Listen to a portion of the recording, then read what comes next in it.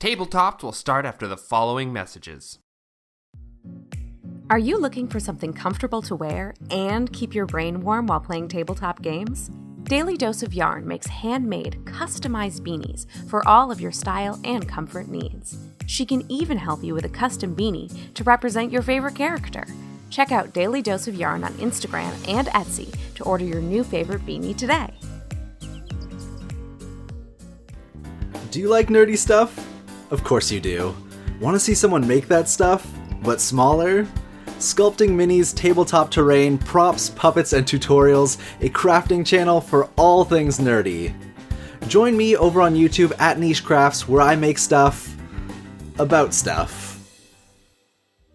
Hey, I'm Brando. And I'm Owen. And we're the hosts of Banter and Such. Each week we get together with the most interesting people that we know and talk about the things that we're generally interested in. Like movies. TV shows. Movies. Nostalgic childhood franchises. Movies. Urban legends. And sometimes movies. So check out Banter and Such anywhere you get podcasts. Banter, ampersand, such. Or banter and then the word and then such. Or just banter and it fills in the rest automatically for you and you just click on it. Either way, it's called Banter and Such. Want to get into some BS with us?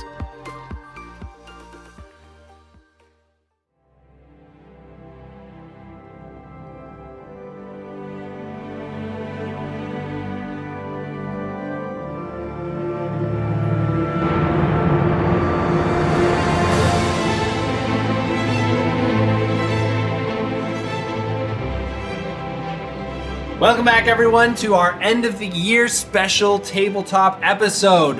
Thank you guys so much for hanging with us. We're almost at a 1 year mark for the show, but this is the end of the actual calendar year, so we are going to be talking about endings. How do you end a campaign? How do you end a story arc? How do you close out something that you've been working on collaboratively with a group of people for so long? That's what we're talking about today, and I have my three co-hosts with me. Let's go around the table, as we always do. Who's here? Across from me is Franco. Fucking hell. Across from me is Daniel. Sorry, Shade. I'm across from myself. My name is Shade. And I am done. This is over. I hate being last. And I'm Nick, your host and best friend. So let's continue on. What do you guys think? At this point, at the end you're not his best friend. I'm sorry. I'm not. Oh, jeez. So sad. So here we are. Say that. All four of us are I'm a DMs. bad person. Because you're a bad person. That ended our audience for Famously. Well, we had to end sometime. But here we go. So we've all this year essentially ended a campaign, except for Shade. Shade, you did Ico, which you ended, I guess, technically. But have we had an ending of a campaign for you yet? It's an interesting question. I would say yes, because a campaign does not necessarily encapsulate the characters. Sure. So, like, we ended the Dragon Heist campaign. Oh, yeah, you're right. That's Okay. true. We did. Yeah. So we've all ended a campaign fairly recently, had to deal with that kind of pressure and stress. Let's just start with a broad question to everybody. How do you guys think that went for you? I think it's great. There's a lot of different types of people in the world. There's like people, but there's like a couple dichotomies, and one of the dichotomies is, I don't know if that's the right word, but people who like to finish things and people who like to start things. Like I really like finishing a box of cereal, and when I finished Argot, I felt great about it. How about you, Daniel? I enjoyed the ending of the Canaries, but I felt like there was a lot of like last minute crunch. Yeah. I was stressed out the entire time it was ending, but I feel like it ended on a good note. Okay. That crunch, do you feel like, because I also felt like a certain like amount of crunch as far as ending it, but not in a way where I felt like other people expected it from me, but in a way where I was like, I expected this to end in a certain way at a certain time or whatever, or I expected it to take this many sessions to get to this point or whatever, and that didn't necessarily happen. Was it more like that, or did you feel like an exexternal pressure, like we were pressuring you? No, I didn't feel like a pressure from the players themselves. I felt pressure from your characters, because they all had stuff that they wanted to do and arcs that I wanted to see completed. Yep. But also, like, the campaign was ending. Like, once you beat grimdark, like there was really no point to keep going. So like, how do we get everything done before like the campaign ends? So it's like one ending was going to like tidal wave over all the other endings. So it's like we had to get to those first. How about you, Shade? So I feel like it was a little different for mine just because I was running out of a module in this case. And I was happy with the ending. Yeah.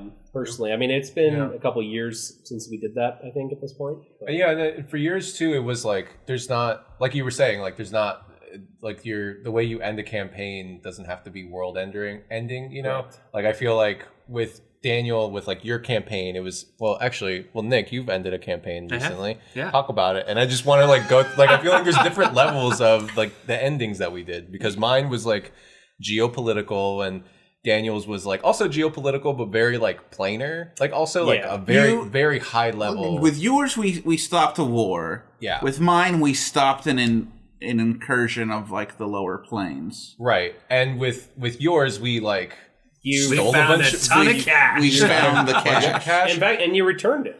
Yeah. Yeah. And then with yours, we saved the world. But it felt smaller stakes because we were saving the town, but it also represented saving the world. I think it's also very much kind of the embodiment of what the campaigns were about. Like yours, Franco, was very much about the political machinations of all of these characters all around, and like how is that going to resolve itself. And so when we got to the end of that, it did feel like it was a very political ending where not a lot of people got like a happily ever after, but at the same time, we got like a really nice bow on like a bunch of different storylines, and that like ended. I got divorced. Yeah, I got dragged to the lower plains forever. I became a James Bond villain. Daniel, like yours, was very much about, you know, like stop like returning the world to order, and so I felt like at the end of that campaign, it was very much like, you guys did the thing, things return to normal. And so it was sort of like that was how that ended. With Dragon Heist, it was sort of like, it did feel, it was the end of that part of the campaign, but we all knew that we could continue it if we wanted to. It felt like the beginning, it felt like the end of something, and it also felt like the beginning of a closer partnership, because we were all like, we all run a bar together, and like this is like a closer relationship, and it like ended our acquaintanceship, and I think all of our characters became it definitely enmeshed. felt like an end of a book one. We're about to go into book two kind of thing. It did feel like that, yeah. For me, for Lakewood, I really wanted it to be, for me, the last thing I ever said about your characters. And so I tried to finish the character stuff. Yeah. It didn't mean that the characters didn't go on to do other stuff, but it was the last word I was ever going to say on them. And so going back to your question about pressure, the only pressure that I felt was like, will I not give these people, and especially these characters, enough of a emotional heft of an ending to feel like we just went through something big and we just earned ourselves like a huge catharsis. Like that's what I was like going for, and I was like driving myself crazy about it. Because the Canaries game went from technically levels 1 through 20. Yeah. Like there was a level 13, there was a lot of like character swapping. I think me and you were the only ones who did 1 through 20. Yeah. Even though I started from a different campaign. Yeah. We were the only ones who had characters 1 through 20. But I was so surprised about that too, because like I remember like being like, of course I'm going to stay with Bill. Yeah. Bill's like my character. I was but also everyone surprised. else was like, I want a new Everybody character. else Except for did something Sebney, of course. Yeah, it was just but you I did think it was try just out you some three others. that I stayed. didn't realize that Sebney was 1 through 20. So no, he came in at level 3, but Conlon technically Oh yeah, Conlon would was be. also 1 through 20. So Sean went through. Yeah, he had kind of a gap because he had played a different character. For a Yeah, while, so too, I don't think he went through those levels, maybe Yeah. in between. Yeah, Right. makes sense. So that was interesting. Like I don't know if that was another thing, was that towards the end of my Lakewood campaign, I was sort of like, the pressure is huge.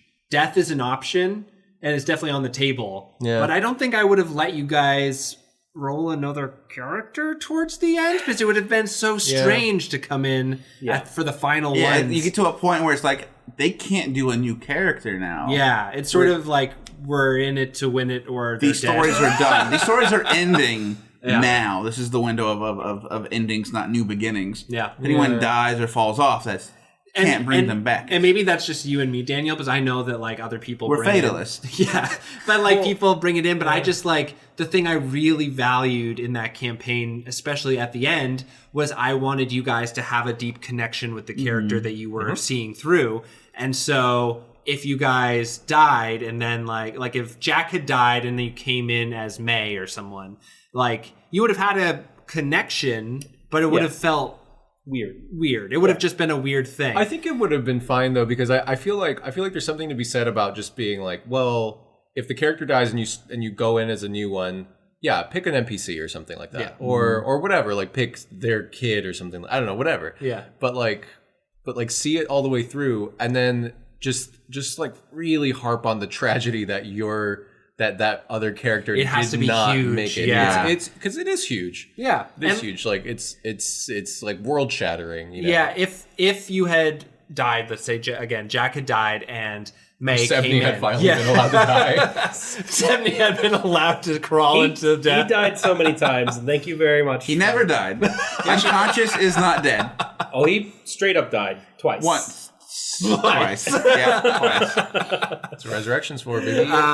But I think that if that would have happened, I think that like we would have had to have a long talk about your role in the campaign has kind of changed from player to storyteller a little bit. Oh, I already planned out how that. Personally, just as an aside, I was going to pitch you that like, yeah, he's now not the monstrous because he can only have one in Monster of the Week. We already had a monstrous. But he is, because we had determined we had some very chosen-y aspects going on. Technically the divine, but the divine, yeah, that's the one. That's the one I wanted. Yeah. I was gonna say the death just fucking Gandalf the White's him. Yeah, and he's now a celestial being that is still helping, but he's different. Yeah, I would have wanted to play Molly. I think that would have been very fun. Yeah, my mundane college friend. I think she would have been a very good mundane. She would have just been my college friend, and she was around it enough to be like, I kind of get what's going on. Yeah, and that's the nice thing about Monster of the Week, which is, this is a complete tangent, but like the nice thing about Monster of the Week is like an advanced character can fit just as well into anything else. In D&D, if you're like, we're doing 1 through 20, we're at level 19, my character dies, we're gonna bring in another level 19. Okay, another god hero. Yeah, who wasn't already involved in it. Yeah. Exactly. So I mean, I think that is a lot of pressure, and it really does depend on the TTRPG. I am of the opinion that at a certain, you could always figure it out ultimately, and it's just a question of what's going to be the most fun. Yeah. And you know, I think if you die in that session, you're going to sit it out for that session. Yeah. And then afterwards, the DM and that player are going to have a conversation about, hey, so you died. Yeah. I think maybe we've got 8 more sessions. What do we want to do? Yeah. And have that conversation and figure it out together, and it'll be fine. But it is always going to be tricky. But that's the nature of endings. They're never easy. This is fun as a sort of like, what happens if you don't make it to the ending? Yeah. Right. I love endings. I think that they are my favorite part of any stories. Like I've talked to you Favorite about part of finishing a cereal box. Yeah, well, let's talk about that, because I'm more of a start the cereal box kind of guy. Why do you guys like endings same. so much? All right. Yeah, Can you also end the cereal box? Yeah, I like something being Like a little tight bow on it. but I think that specifically for stories, I really like being able to look back with the context of everything that's happened and be like, wow. Like just like at the end of the Canaries, like I looked back and I was like, we all got to this crazy place and we started from where? And like I remember like all these parts that we had gone to. Like in Dragon Heist, we started with me being thrown through the window of a museum to like meet a mannequin, and now we're like with a giant dragon who's telling us to become protectors of the city. Like it becomes a thing where you have more perspective and it means more, I guess. Whereas at the beginning of something, it's fun to get into, but I always feel like I haven't really found my character for like the first 10 sessions anyway. Yeah, and I hate that like in the between. Yeah, I like the discovery. I like the new opening, like seeing everything for the first time. I like being in the middle right now with my current campaign because we have because I was like, I don't know what I want this campaign to be, but I know what I want the first adventure to be, and they did it. And then it sort of feels like, okay, now that I'm finally done with the ending, like I feel like we kind of understand things. Yeah. And like even with Argot, like the very first arc when it was just the four of you, I felt really uneasy, not just because it was my only like my first campaign, but it was also like I just like I didn't know what to do. I wasn't like what's the relationship with these characters going to be like? And then when we got to the point where I was like, okay, I think I figured it out. I wanted them to go to these like 13 islands and be banished and then figure these things out or whatever. And like I kind of figured it out. I was like, okay, now I can see what the ending might look like. Regardless of it's not anything that I could have ever imagined. And I think that was great, but which is what you want. I don't want to be like, I'm going to just tell this novel to your faces. But it's like, it's really nice to get past, for me, it's nice to get past the beginning because then you start to see how like the ending could crystallize and how like different arcs could finish out and how different like catharsis could be felt. For me too, I think. Sorry, Shane. No, I just I love this topic. So like, for me, I always go into my campaigns with a sense of what the ending is. I go in with the problem. Like I always knew that Moldoth was under the mountain, and that you were gonna have to deal with him or it in some way because if it woke up, reality ended, and that was it. Yeah. And I didn't have a solution planned. Like I had some ideas as we played. I started developing like, oh, this could happen. These things are coming up character wise that could lead somewhere. But at the end, like I always knew they will have to figure this out, whether it is just passing the torch to the next generation and keeping the status quo, or if it was finding a final solution to this as things were getting really bad. And it was so exciting as a DM to approach that ending because I was like, they know that now too. And I get to come up with them this like truly, like in some ways it felt like the most collaborative part of the entire campaign because I was like, I don't know what's happening after this. We are going to figure it out together. And at the end, I was just like, this is so cool. You guys did it. I really, sorry, I just wanted to piggyback off of that. So I also knew at the end that it was going to be like, okay, you guys are going to, like, I kind of figured like you're going to be caught in this geopolitical net where the Deathless One and Hespero are going to be facing off in this sort of way. And they're both bad and they're going to have to, figure out what they want to do. And if it's nothing to do with them at all, that's also fine. We can figure that out. But, like tying that into like, and then revealing little things about them and that conflict that has been spanning like 600 years and has been like destroying the lives of everybody around them that they love is like, it's really fun for them to start unveiling what the ending could look like. Yeah. So I'm realizing that maybe it's not correct for me to say that I prefer beginnings as much as I prefer endings. But I prefer the middle. I like chapters. And is that as a player or as a DM? Yes. Both. Yes, it is both. And I like for it to be, I like the episodic nature, that builds to something larger in the end, but reaching the end, I like for it to just be a chapter into the next thing. I don't truly like endings just because I am I like continuing. That's so I like the see laters, not the goodbyes. Yeah. I like goodbyes. Yeah. That's why I said like that is the last thing I would ever say about those characters. Like, and yet you continue to say things about them. It's just like I really wanted the feeling like I knew like Carmen had made this like big change and had the rest of her life to go on, but like I felt so satisfied with what I had seen that I didn't want to ruin that by continuing to say anything. And like, it was interesting when Jackie and you came to me and said like, hey, I would like to have Ivy in a future campaign that we're doing called Ico Nights. And I was like, that's awesome. I don't think I should be a part of this. I was like, I don't think I should be part of whatever reasoning you guys come up with. Like, in the end, we kind of collaborated to tell what had happened so that it didn't like ruin anything retroactively. But I really felt like, this is your character. Do whatever you want with it. I really love that you guys love this character so much that you want to keep going.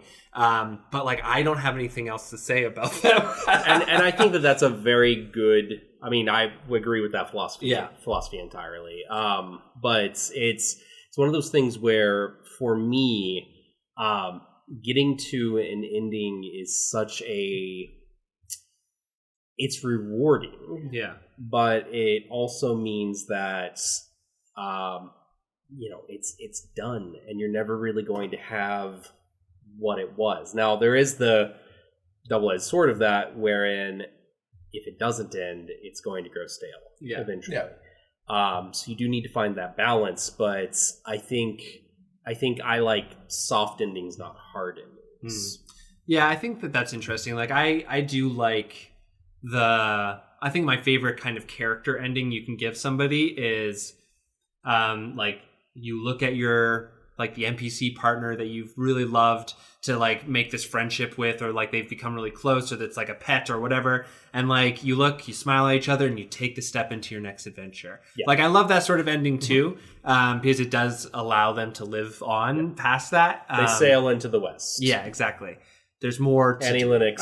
I like the endings where you get to like a peak in like a year, 5-10 years into that character's future. Where you let the players decide what happens to them from that point. Yeah, and that's a good ending. Did it also it continues. I did that with the Canaries. Yeah, we did. Did we? Yeah. Kind of, For Bill? Like, what do you do next? It wasn't 5 years, though. It was like a week after or something, like a month after. We all kind of made decisions on what we wanted to reveal. Gotcha. Because I was like, did I miss something? No, but I remember that. Yeah, I did that with Argot, and I sort what did you guys think of it? I feel like it was, I don't know. It was, again, so this is the thing that let me explain what it is first, I guess. Oh, I thought you just said like the ending of Argon. And I was like, oh, I'm ready to talk about it. No, the retirement mechanic. Yeah. So go ahead and explain that, and then we can. Yeah, so I'll explain it. So it's something I stole from Ironsworn, which is an RPG.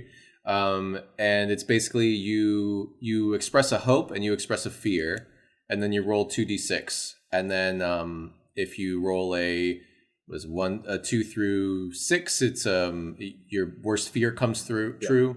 If you roll 10 or higher, your greatest hopes come true. And if you roll somewhere in the middle, you get a mix of both. And so I proposed it to the players, and they all consented. I want to start by saying that everyone agreed to it.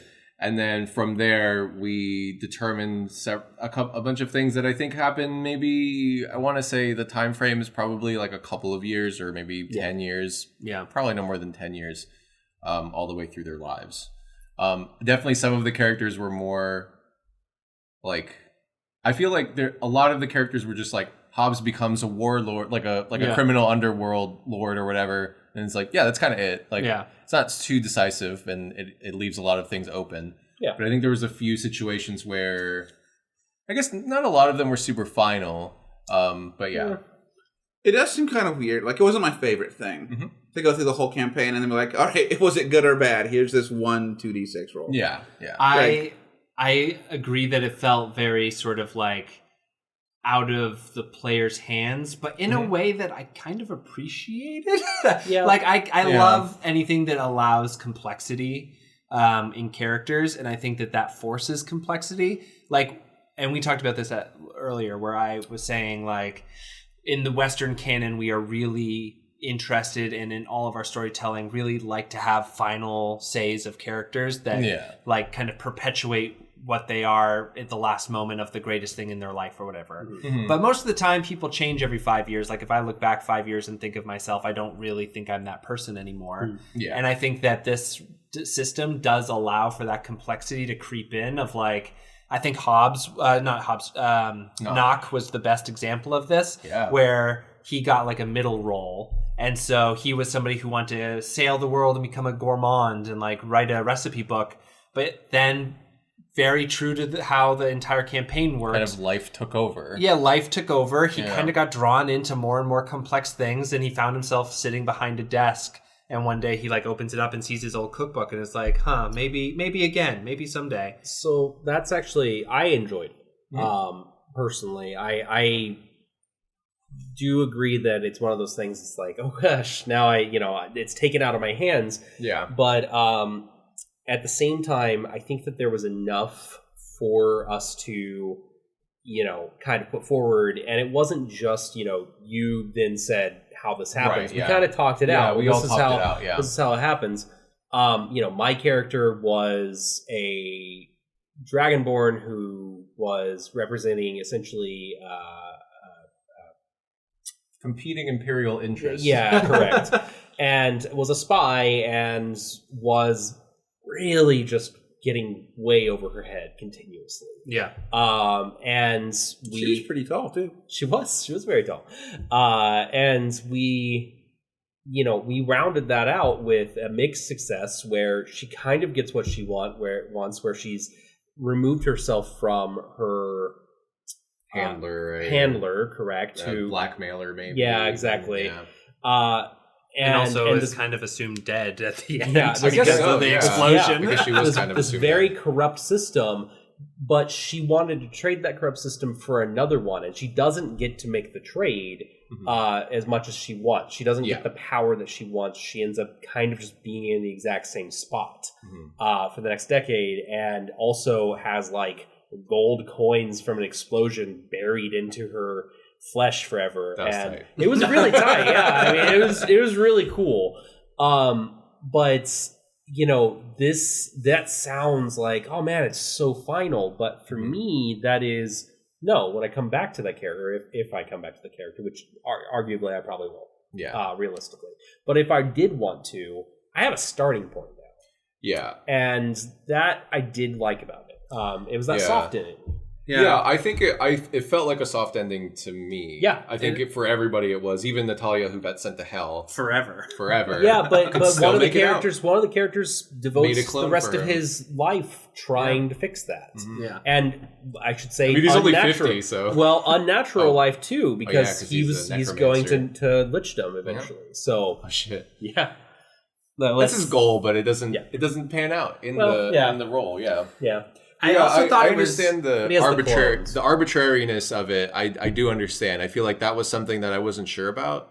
So I'm glad you brought that up. Yeah. Because I think there's in Ironsworn there is like a mechanic for that as you go along, but it's not something we were playing with. So it's not like, oh, you get a +1, a -1, a +2, whatever. So there's no sort of like control over like of that I worked into the game. It was something that I was like playing around with for like the last couple of months. Yeah. It's not something I wanted to build in. Suddenly we have a new game mechanic where you have like an honor mechanic or something like that, or a you're reaching your goals mechanic or something. It kind of felt like... KPIs. It did... Yeah. The way that I kind of thought about it later is that it really, to me, felt like karma catching up with our characters. Oh yeah. Yeah. In a way that I kind of dug. Where, like, Natalia, the skeletal alchemist, I kind of picked up halfway through, or 2/3 of the way through the campaign.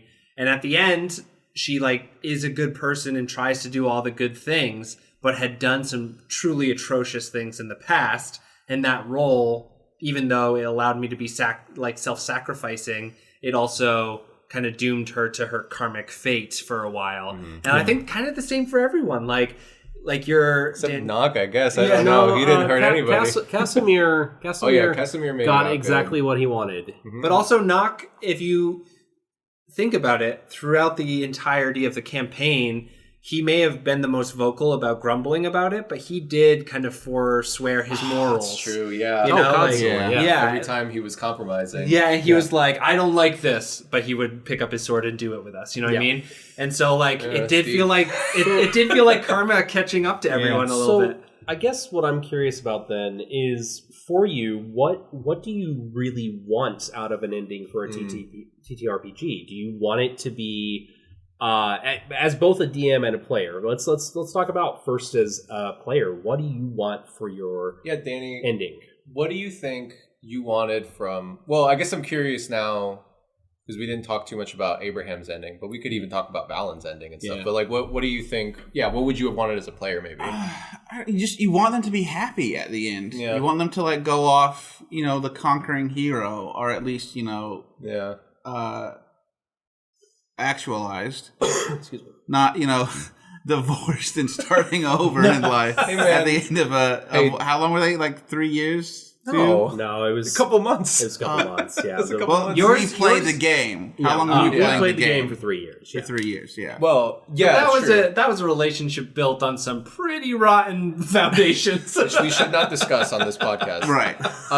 So the thing is, though, sorry, I think there's like two things. I think divorce is great. I think divorce is great because it gets people out of situations that they shouldn't be in. So if both of you are not happy, you should get divorced, etc. It's great. And I think the other thing is like, it's like I like that, and it's like maybe like a disconnect between how I would think of endings and wanting to end things and how you would think of it, because you're like, I want him to be a hero. He wants to like go out, like this and like get everything, and be happy and stuff. And I'm like, I want it to be fulfilling and cathartic. And maybe that means it sucks.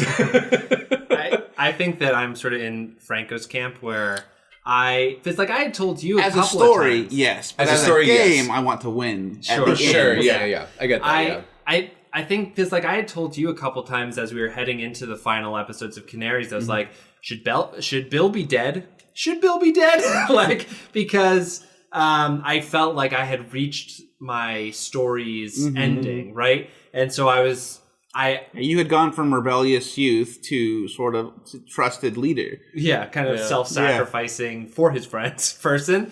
And like that is what I wanted out of that story. I was like, I got there. And then I was like, and we are still going. And so I think that when I think about endings, I don't care about whether or not the character's happy or sad. I care about whether the arc felt complete and felt like a good arc. Well, You know what I mean? if you think about it, it's sort of like when you finally got then to Grimdark, that's your scouring of the Shire, That's like your moment where you're like, oh, I've learned everything. Yeah. I'm a capable leader now. And now we're going to go fight Grimdark and destroy him. And I was going to say, Danny, shit, what was I going to say? The burgers are eating your brain. So, what about you, Shade? As a player, I'm more in the camp for an ending to be satisfactory to the story. I do absolutely want.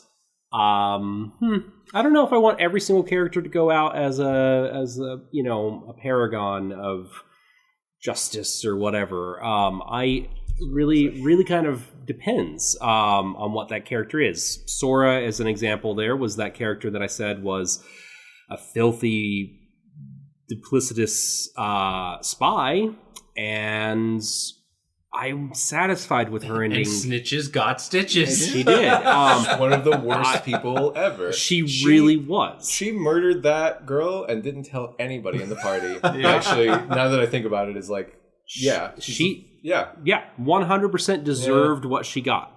Some would say deserved more. Yeah, probably deserved more. But I'm satisfied with that because I think that it fit well within the story. Another good example of this is 70, which is in Daniel's campaign, and like Bill, who was also in that campaign, he had been there forever and had literally died twice, but everyone always kept resurrecting him. And that's wonderful. And we loved 70. We love him. It was wonderful and great, and I really appreciated it. But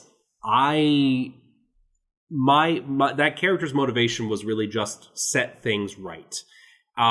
So his story was never really going to be done because you can't ever have. That's probably why people kept resurrecting him, is because he's such a solid rock of a person. Yeah. And so his ending, which again, very satisfactory for me was great. We killed the gigantic demon and stopped a further invasion of the hells into this world.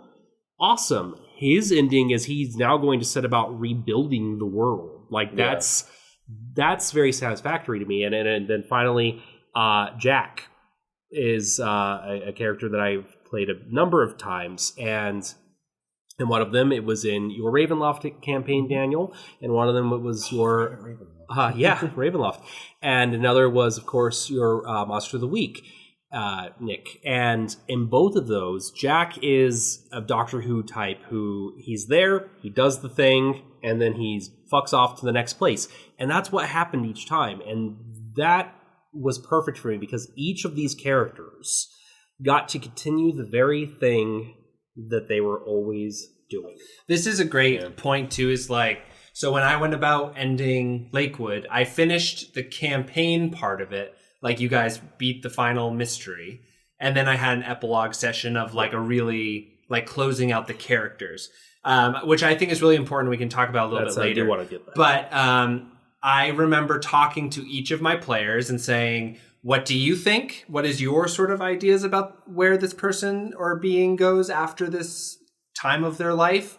I have ideas, but I want to hear what you say. And then I remember like some people would say like, actually, like I have like kind of half-baked ideas. What do you think? And then I would tell them the ending that I thought that I had kind of written for them in my mind. And then we came to a spot where everyone kind of agreed, and then we moved that to playing it out for the final ending. And I remember for Jack, like you had such a clear idea and like very clearly didn't want that character story to be over. And the way that that character ended in the campaign, you were literally in the in-between. Yeah. And so it was like very thematically correct of like, you had found a home, but still chose to leave it so that you could protect the people that you loved. And then so where I left you was in the middle of this place that you had found. So there was still character growth. Like you had still taken another step down this like overarching journey that you had between all of these campaigns in your head for this character. Yep. I had given you another step, like you'd found this like interdimensional library essentially, and like a way to kind of direct your efforts to try to get closer to what you were and like how to get back to the thing that you wanted. But to close out the campaign, it was sort of like, you sitting there, I think the like robot there was like, are you sad that you're gone? And you were like, no, I think that maybe someday I'll see them again. And then that was sort of the end. You had beautiful. I had to write letters to my and I had said something to the effect of to one of the characters, but I do know that sometimes we don't get to say goodbye, that leaving is sad and going somewhere new can be scary. No matter what happens, I want you to know that I will never, ever forget you. How could someone forget someone so brave, so clever, so strong, and someone so kind? And no matter where we go, know this. The multiverse is vast, but the roads that connect it are built of love and friendship. Perhaps one day our roads will cross and we will meet again.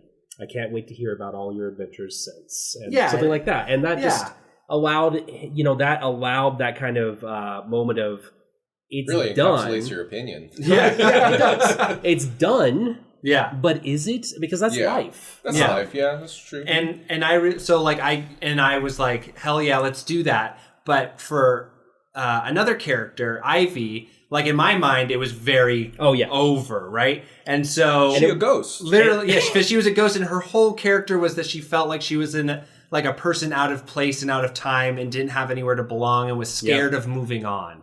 And then at the very final thing, she had found a place to belong. And she decides to move on with like the help of her friends kind of thing. And for me, I was like, whew, done, closing that off. And so those are very different endings for two different types of characters, right? Yeah, absolutely. And like later on, that character was actually the one that player was like, hey, I would really love to continue this. And there was room for that, right? And I was like, just not for me. It's weird because, and this is why hard endings are so difficult in my mind, is that when it is a fictional character, especially in something so active as a TTRPG, you really want to have that experience of that character again. Because I can guarantee that Jackie, when we ended with Ivy in that moment, she absolutely felt the same. Yeah. That was the end. There was no way, unlikely that we would ever see her again. But a opportunity came up, and she was like, oh man. And the whole time, even leading up to that opportunity, she would think, I really miss playing as that character. Yeah. I miss playing as that character. And that seed kind of grows. I mean, there's problems with this too, of course.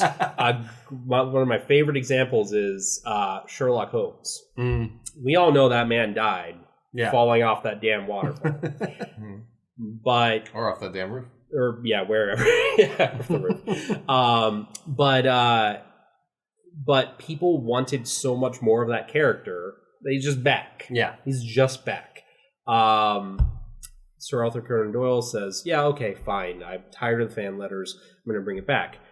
That could be tedious, but it's, there's just that fine line. Yeah. For me, it's not even tedious. Like, I'm so excited to play with Ivy again. And and maybe I'll even run a thing that involves that character, and it'll be really fun to run something for that character again. But I think that for me as the DM, on the DM side, that I am so conscious of the comic book thing, of things going on forever, that I was like, I just want, like, this is the end of Lakewood, and I fucking loved it. And like, I hope we can all look back and like it, and everyone will have like very firm ideas of what happened, and like continue playing them. They're awesome. I really love those characters just as much as you guys did, maybe even more so, because I was like their biggest fans. But like, I don't want to infringe upon that box, I guess. So I'm curious then, what do you guys want as game masters from an ending? Everyone to be happy. Everyone to be happy. How do you achieve that? I don't know, man. That's other people. They have to figure out what makes them happy, and then you have to figure out how to get them to communicate that to you, and then you got to figure out how to give it to them. There's no... Sorry, audience. There's no way to just tell you how to do that. It's very circumstantial.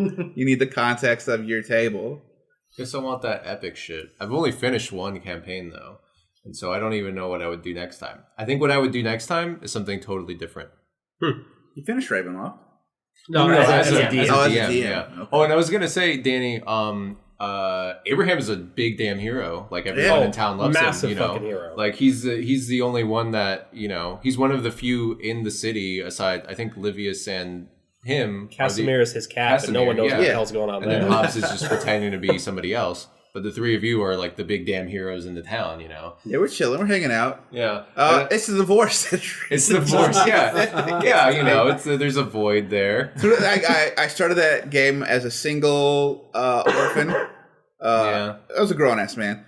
But my mentor had died, and then I went and I found love, and we got married, and then our marriage kind of like fell apart when... Shouldn't have expressed that as a fear. I don't know what to tell you. And then, we got divorced. I think for me as a game master, what I want is the feeling at the end of a Wes Anderson movie, which is bittersweet. Like, I want people... I like that feeling too. I want that sweet. I want people to be like, I am so happy that happened, and I'm sad that it's gone, but I'm glad that I experienced it anyway. Yeah. Like, I want that mix of emotions. And so, like, I don't know if I would ever give... like, even if I gave someone, like, the happiest ending that they could ever want, I still think I would give it with, like, and it's time to move on. Like, you've been with this group for so long, and you all love each other. You, like, all looking into each other's eyes, but you know that this might be the last time you ever see each other before you turn and you walk out of the tavern.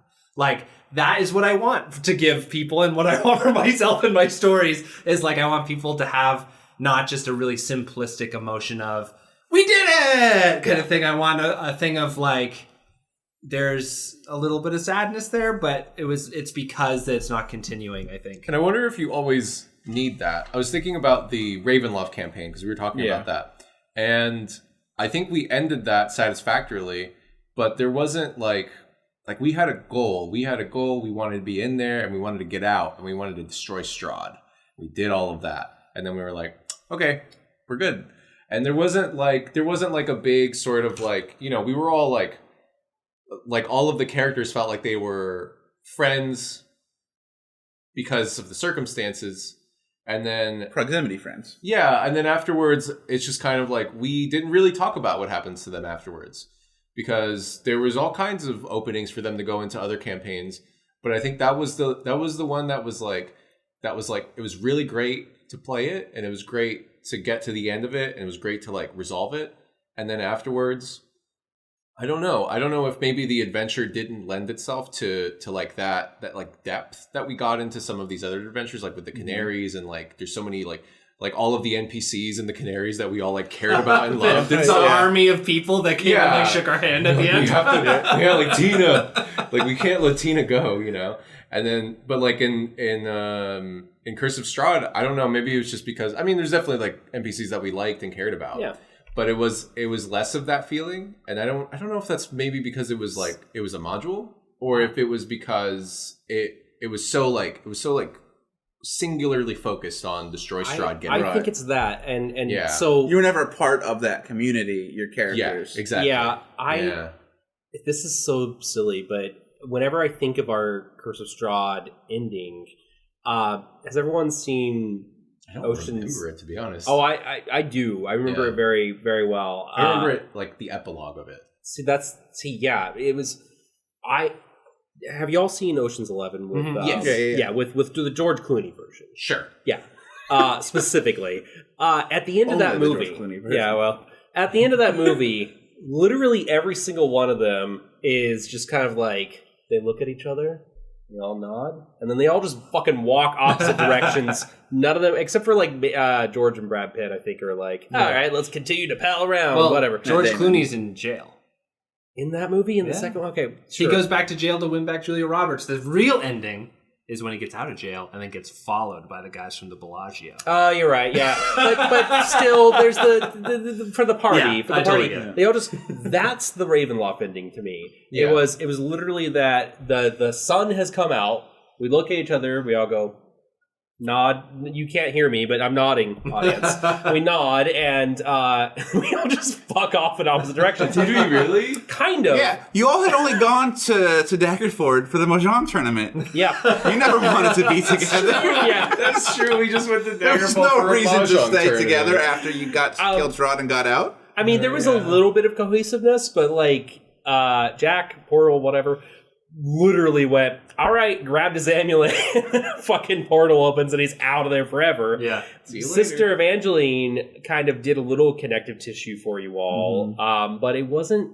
It was because it was. You might because have it had a sent job. like sendings around the holidays for a couple of years, and then they tapered off. Right. It's See, because we had a job. But here's the thing: is that I think to get that bittersweet feeling that I love is that you could have literally said that, Daniel, of like for the next few years, Sister Evangeline sends sendings out at the high holy days saying how much like she misses you guys, but it always feels like a formality, and eventually like the sendings stop. But one thing that never is forgotten is back in Ravenloft as the mists descend, stories of the three Strahd comes back. The story of the three noble heroes that once had defeated their cursed tyrant still are whispered throughout the villages. Like there is Seven a way. noble heroes. Seven because some of them died in the Two of them ghost died. house. There's 5 of them. But like so I think that there is ways. It's like all about also what your players want, because like it sounds like the players like in that one it was a very experiential campaign. Yeah. So it was like Yeah. we fucking did it, woo, and then it was done, right? Whereas with Argot, it was like very much you had put so much work into the machinations of the world that at the end everyone was like, so what happens with the machinations of the world? yeah. and we also in that campaign though we were You guys all united did to kind do a of- job, and then we all drifted apart more or less. Yeah, the ones of you, those of you that kind of stay together in the epilogue were the ones that it kind of made sense. Yeah. I would say, yeah, there were some that maybe it was like kind of like, why didn't they ever hang out again? They just didn't. I mean, Nox and Hobb do not. They get pulled even though apart. they were, like, and they best were the friends. best friends, and Were they best friends, or they did both just took a job from Mallory? Well, they were very did, good but friends. but they got really Yeah. close over those Yeah. several weeks. You know? But as a DM, It's like in Speed. Yeah. You know, because the two leads, they're like, are we just making out because of the adrenaline? I think they literally say that. And they're just like, yeah, probably. This isn't going to last. Yeah. It's like that. Knock and Hobbs were emotionally making out. And then at the end of it, they were like, this was never going to work. This was never real. You're a gourmand. I'm a war criminal. No, he's not a war criminal. It's just so, you know, as a GM myself, what I want out of my endings, I agree. I do want that bittersweetness. I do want everyone to be happy. I really want 3 things when I'm going for an ending. And the first one is an epilogue. I want an epilogue. I want that epilogue to mostly be dictated by the players. This is a chance for the player to really just let loose. And this is what happens. Yeah, give them the pen a little They bit. have the pen. And then I can respond to that. I can add in my other stuff. You know, the big thing that maybe it's not big, but one of my favorite things that I'm doing with our current ongoing Waterdeep campaign is at the start having you guys tell me a little factoid about your characters each time, and then I tell you a little factoid about the city. And that's kind of how I envision, only, you know, a little more narrative, an epilogue to be. It should be this moment of like, you now write your ending, and I'm going to write the ending of the world as a whole, and we're going to tell it together around this imaginary fire. Number 2, I really want that. Do you guys watch Futurama? A little bit. A little bit? I have, yeah. Yeah. I used to. So that Futurama has ended 5 fucking times or something like that. Yeah. 3. Well, it's about to go into 4 because it's getting renewed again. I don't know if you know that. Oh, I didn't. Yeah, Oh it's my coming God. back. It's coming Jesus back. Christ, okay. So the most recent ending, I think, is the one where Leela and Fry freeze time. Yep. Spoiler alert. Sorry. Spoilers. Sorry 5 on years this. ago. Yeah. One of the best endings I've ever seen, because it's my perfect ending. Fry screws up some time machine kind of thing, and only he and Leela are like the only unfrozen thing in all of the universe. And they live out an entire lifetime together, traveling the world until they are old and done.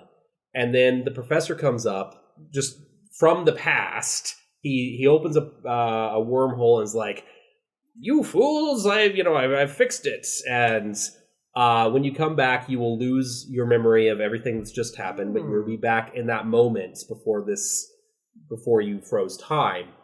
And they grab hands, and Fry says, "Ready to go around again?" Mm-hmm. And they step through the portal. Fucking perfect. I love that. I want that so bad for every single ending as a GM, because even if the player feels like they're done with the character, I still want them to feel like they are stepping over the horizon into, or, going into the West. We don't know what's going to happen. We just know that they have done their job, and that the next thing is bright and shiny and, interesting. Yeah. And the third thing, and this is really the simplest thing. That's a lie. It's not the simplest thing at all. I want my players to immediately look at me and go, "So what are we doing next?" Yeah. What are we doing next? I want them to immediately go, "That was amazing, and I want more." It can't necessarily be the same thing, and I understand that, but I want to hear the story again. Yeah. So those are the 3 things that I want as a GM. Yeah, I think as a GM, I want to have pretty much. I think that those are 3 really good things, and how to get them. Like, I definitely suggest having your epilogue as a full other session outside of the final, like whatever you have planned. Finish it out, do whatever you're gonna do, then have an epilogue 2 weeks later or something. And in the meantime, just talk to each one of the players, say like, "What's going on? This is my ideas. What's your ideas? Let's come to a conclusion." Like if they say like, "I turned back time and I started all over again," then maybe it's like, I don't think that happens. No, let's have a conversation on why. Yeah, right. And so I think that like you as a GM, you're starting to help them shape a story that they can feel satisfied with the end, and sometimes that's curbing their less talented storytelling chops. Like sometimes they have a weak moment and they want to lean into something that's not good, and that's fine. It's our job as GMs to be like, no, you're better than this. Yeah, I think if I could do it again, I would have made that dice roll a separate session. I think that's what I would have done. But I think I still like the mechanic. I don't know. It's fun. Might tweak it. A little I bit like or the something, mechanic but- in that it takes away, it adds a bit more fate into it. Yes. Which it kind of I is think like, there's like a real desire to just be like, oh, so many characters just want the world, right? Yeah. Like they're just like, well, at the sorry, Danny, I guess that's what you wanted. I You didn't want wanted the world. you just wanted your marriage to work out. All I wanted was a successful marriage. Yeah, but I don't know. Sometimes you got to be like. Sometimes it's more interesting. I don't know. It's bittersweet. The bittersweet thing. I'm all about it. Yeah. I'm also all about it. I'm sorry. I'm sorry. Your next character can have a happy relationship. I didn't say I hated it. hey. I just said I was kind of disappointing to like, oh, that's a sour note to end on. and maybe, but the thing going to Shade's thing is like, maybe you sit on that dock for 10 years, like kind of replaying all the different things. And one day, like a shadow falls over you and you're like, turn and you see a familiar face. And After all these years? Yeah. Oh, actually, there's another ending right there that I always just loved. I was a child. I don't know how old when this came out, but Monsters Inc. Yeah. Great ending. Yeah. Great ending. Just having that, the door, and then all you hear is Kitty. Yeah. Fucking perfect. Knockout. Fucking perfect ending. Then they yeah. go and ruin it with whatever sequels they did, right? Well, they did prequels. prequels, which Oh, are was it still- prequels? I don't They're know. prequels. I'm just kidding. Pay attention. I don't really care that much. The next one, they were literally back in college. Okay, sorry. Never seen any of them. You missing out. Yeah, it was fun. But yeah, First one's good. the thing that I would caution people against not embracing an ending. Yeah. Because even It if needs to end. It needs to end. It, does. really You gotta does. stop. There was that story about somebody who's been playing the same game for like 30 years or whatever, and like different generations of characters and stuff. And I get the appeal of that, of like this steadfast thing that lasts forever. There's But endings in there though too. They're probably- So that's the thing. That's the Yeah. chapter ending. Yeah. And that's that I understand, and that does kind of creep me out, but also inspires me. Because like I don't know, I kind of wouldn't mind having that. Yeah. That is the chapter endings. They have campaigns and they come to ends. But yeah, that's another thing that I think to put onto there. Like I was kind of done with the Canaries too because I'd Yeah. done that so much. My next campaign is going to be completely different because you have to end something so that you can give yourself that chance to try something new. Yeah. Yeah. So it just never ends. You're always doing like you're always in that same world. You're always stuck with what you've already done. Well, Yeah, me and like- you were talking about that a lot because Yeah. we were both the Canaries and the Argot campaigns were like 3 years long, Yeah. or whatever it was. And it was like just this is time to be done. it's like That's we why- can't do this again. That's why I Lakewood was also- the perfect leg. I will Lakewood also was the say, perfect yeah, a year-long campaign. I think it's really good, guys. yeah, if you can hit it, yeah. You can hit it. I just feel like, but it's also, I don't know. I feel as though in any storytelling, when it comes to TTRPGs, you know when you're adding something to perpetuate something. You know what I mean? Yeah. There are times where like you can add in a full arc or an episode of something introducing new stuff. If like my kind of rule of thumb is if I am continuously introducing new things to resolve before I hit the final thing, it's like this is done. This is done. And also when it gets to the point where I'm like, these characters are gods. They are so powerful. Why haven't they fixed the world yet? Then it's like tough. It's Because like, they're flawed gods. Play God of War. but like you guys are in the Lakewood campaign. At the end, were very powerful. Like you guys were essentially I had like no more level ups to do. yeah, you were like warping reality to your will, and so it just becomes a point where it's like, okay, that's a fun fantasy, but it's a fun reward for the hard slog of the early levels, right? And so that's why, like in Canaries 2, we hit level 20, had a little bit of time there, and then we're done. And I think that that's like how you want to do it. You reach your climax of the story, everything, the roller coaster is going down, and then you have a very finite time before either you have to start cranking it back up for another roller coaster, or you have to just let the people get off. So, yeah. God, the endless roller coaster. Yeah, I do agree with that. It's tricky. Mm-hmm. You do need to make a decision at some point. But on the flip side of that, you said you wanted the Canaries to because you want to try new things, and I'm very excited about the new campaign. But it's going to be in the same world, and I think that's kind of enough to similar enough to that 30-year campaign wherein they are in that same world. It's not that they're necessarily playing out, 30 years ago this lich did something and that's still the problem today.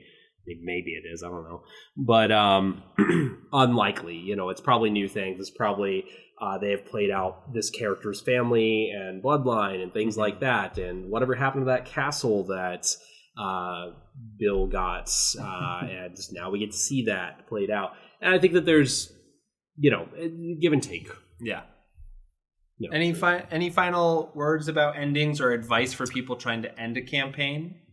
We're coming to the end of a year, so this is a time of renewal. So either it can be, hey, this is how you end one for good, or hey, this is how you transition one into a chapter ending or whatever. If you're going into an ending, a good way to do that with like story tropes, weddings and funerals. That kind of sets the scene for endings. Yeah. That's smart. Life ends at the wedding. The story, the romantic comedy ends at the wedding. That is very good advice. I agree. I'll miss you forever. Try a campaign where you have a married couple. Yeah, I think that would be a lot of fun. Yeah, and for me, I think try to, when you are creating your ending, remember that it isn't about the ending of your story that matters. That's probably already ended by the time you're trying to end the campaign. The thing that you are ending is the players' relationships in your campaign setting with these characters that they love. So it is all about, it's nothing about you anymore. It is all about making them have that final farewell that's meaningful and emotional and rewarding ultimately. I did forget to say, have a postmortem.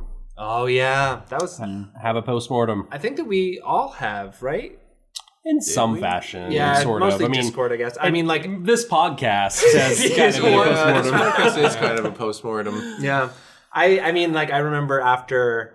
What I did was like the first hour and a half of the Lakewood epilogue was the epilogue, and then the next hour and a half was just chatting. Yeah, what did you guys like? What did you guys not like? Is there any questions you still have? Like anything? And I was just like still super high on my own supply, being like, I want to talk about this world. I think that's worthwhile. Yeah, it was fun.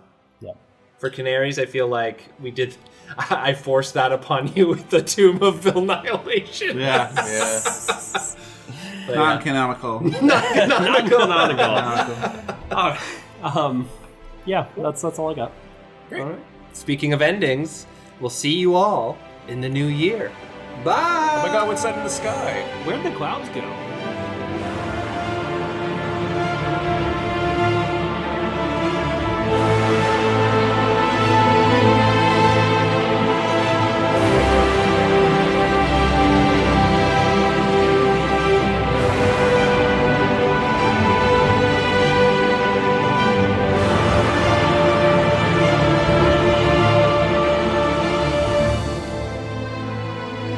Thank you all for listening to another episode of Tabletop.